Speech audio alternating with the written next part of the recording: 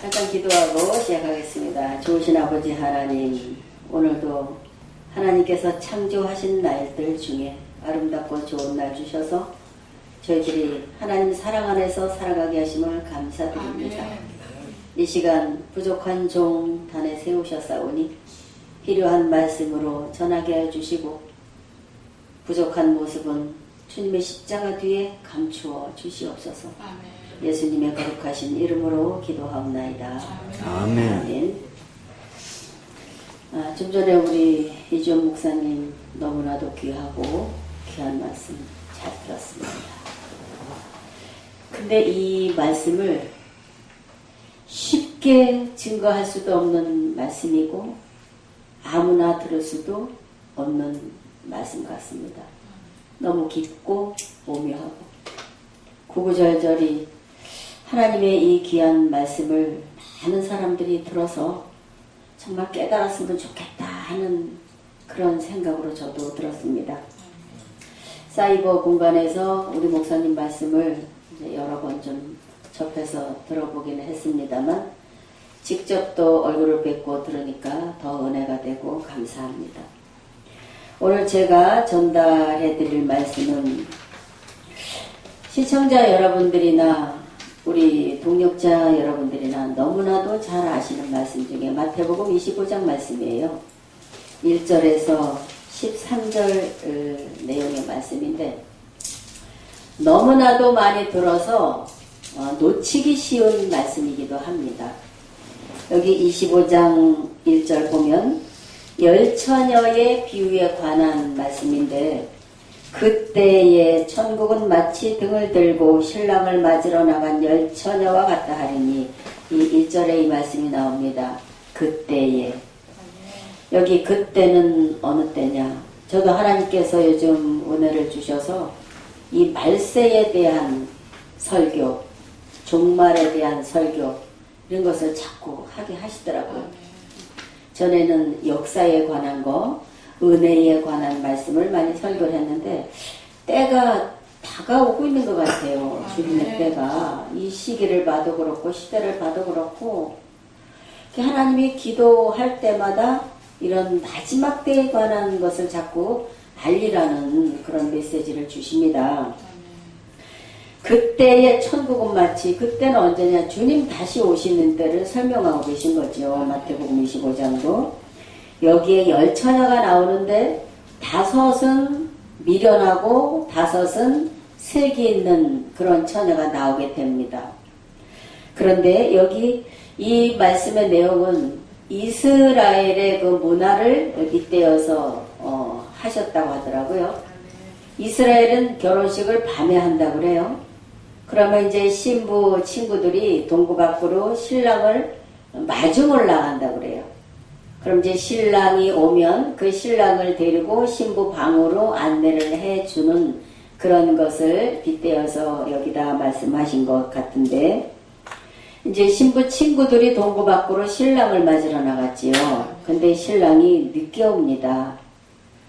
지금은 전기불이 반짝반짝 각 골목마다 동네마다 다 비추고 있습니다만 아마 이스라엘 나라도 그때는 불이 없었던가 봐요. 이게 등불 들고 나간 거 보니까 저도 강원도 저쪽에 원주, 문막 그쪽에서 자랐기 때문에 아주 시골에서 자라서 불이 없었어요. 저 어렸을 때도. 그러니까 어디 좀 움직이려면 꼭 호롱불을 들고 호롱불 그 안에다 기름을 채워갖고 아버지 심부름을 다녀오고 했던 기억이 납니다. 여기 이제 불이 없으니까 등불을 켜갖고 신랑을 맞으러 나갔는데 슬기로운 5 처녀는 등에 들어있는 기름뿐이 아니라 다른 기름을 또 준비해가지고 갔고 미련한 처녀는 그 등만 달랑 들고 갔다고 여기 나와요. 그래서 이제 신랑이 더디 오래 있다 보니까 등이 가물가물 기름이 달아서 밤중에 신랑이로다 맞으러 나오라 큰 소리가 나서 보니까 5 처녀의 등불은 가물가물 꺼져가고 그러니까 준비해 가져갔던 처녀들은 거기다 계속 기름을 넣으니까 등불이 꺼지지 않았다고 말씀을 하고 계십니다. 근데 여기 이상한 거는 분명히 등불에 기름이 다 달았으면 준비해가지고 간 처녀들이 나눠줬으면 좋은데, 야, 우리 불이 꺼져가니까 좀 나눠달라니까 안 나눠줘요. 참 야박하지요? 차라리 파는 자들에게 가서 사와라 그럽니다. 그러니까 이 5 처녀는 또 기름을 사러 뛰어가잖아요.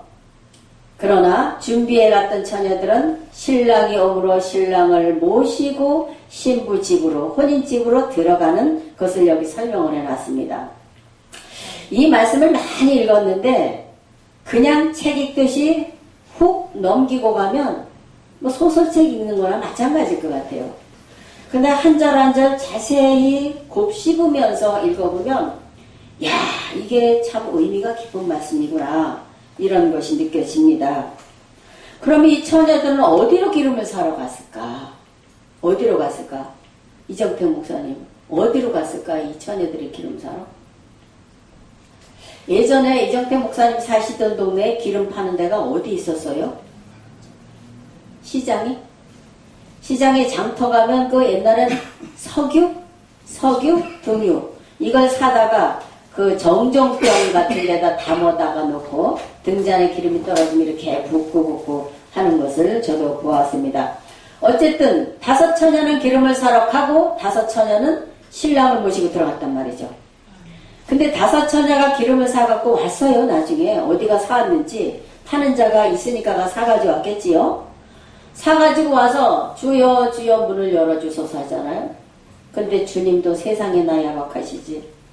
그 밤이 맞도록 기다리고 있던 5 처녀들을 기름 준비한 자만 싹 빼어 들어가고 준비하지 못한 자는 문을 안 열어주는 거예요. 이게 무섭더라고, 이게. 오늘날 모든 교회는 예수 신랑 기다린 자고 하잖아요. 교회는 신부요, 주님은 우리의 신랑이고.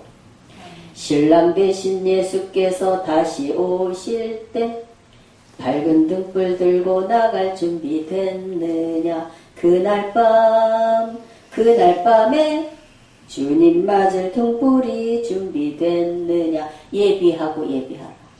예비하지 않으면 내가 아무리 뒤늦게 회개하고 말씀 증거하고 귀신 쫓아내고 전도하고 봉사하고 헌금하고 모든 것을 했다 할지라도 주님이 말씀하시는 그 기름 준비를 하지 않으면 주님 오실 때에 쫓겨난다는 사실이죠. 가서 문을 두드려도 열어주지 않는다는 사실이죠. 나는 너를 모른다. 왜 모르시겠습니까? 주님은 우리의 일거수일투족, 침 삼키는 순간까지도 우리를 보고 계신다. 저 자녀가, 내 제자가 불법을 행하고 있느냐, 준법을 행하고 있느냐, 나의 이 계명을 잘 지키고 있느냐, 우리를 불꽃 같은 눈동자로 살펴보고 계시다는 말씀이죠.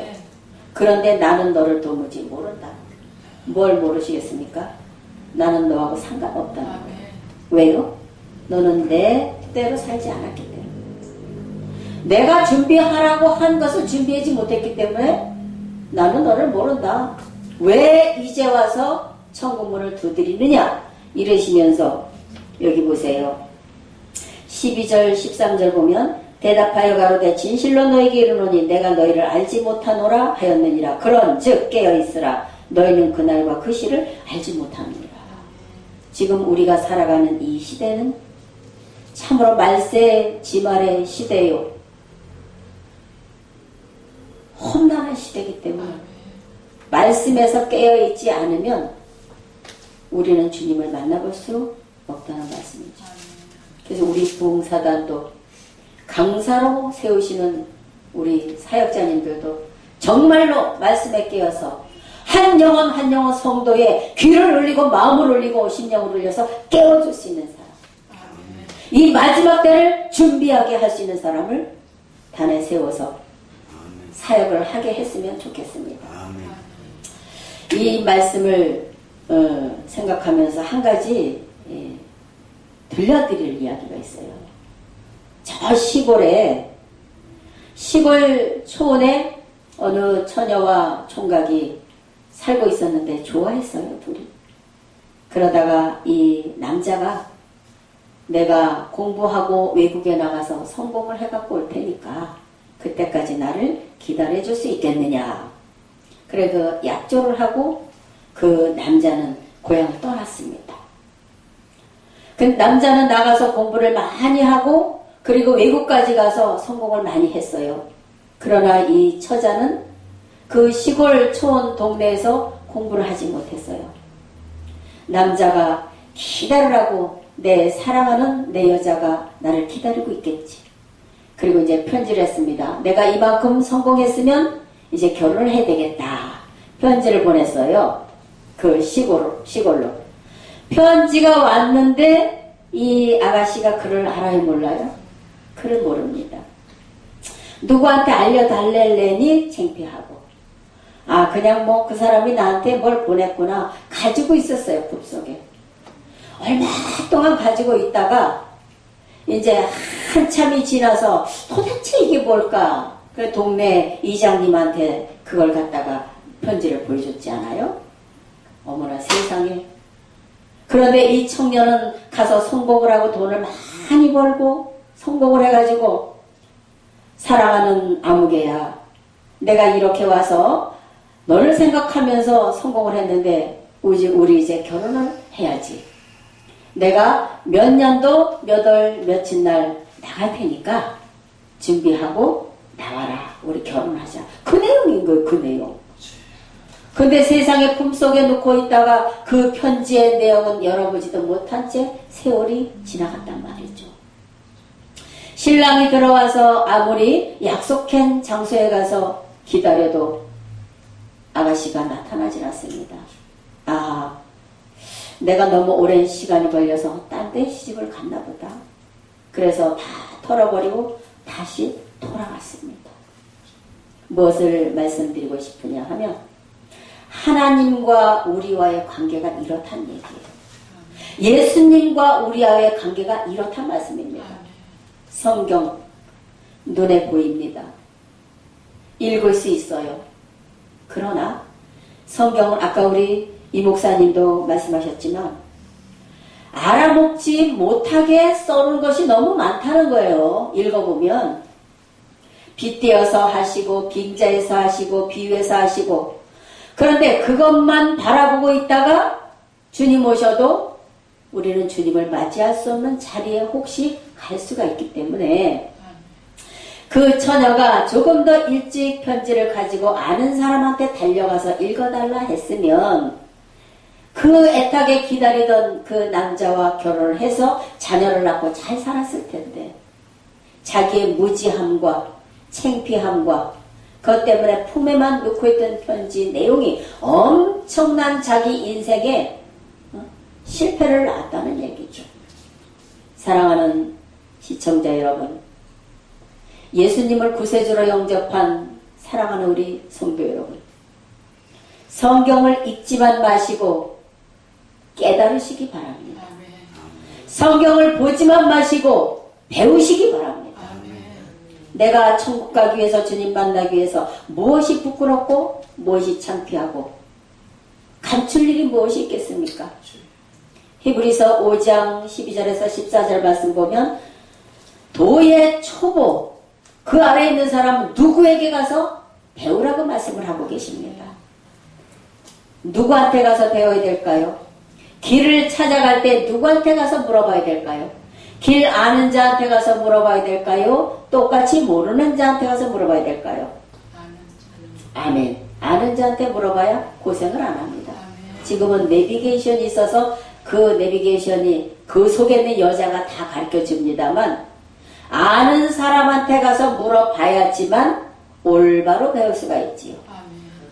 부디 옆에 계신 목사님들, 권사님들, 장로님들, 성경에 박식하시고 깨달은 바 계신 분이 있다면 그 무식한 처녀가 편지를 감춰놔서 자기 인생을 실패한 것처럼 그런 자가 되지 마시고 누구에게라도 배워서 하나님의 말씀, 예수님의 말씀, 성령의 도심을 힘입어서 열심히 찾고 배우고 두드려서 천국문에 다 이르시는 저와 여러분이 되시기를 예수님의 이름으로 간절히 축원드리겠습니다. 감사합니다.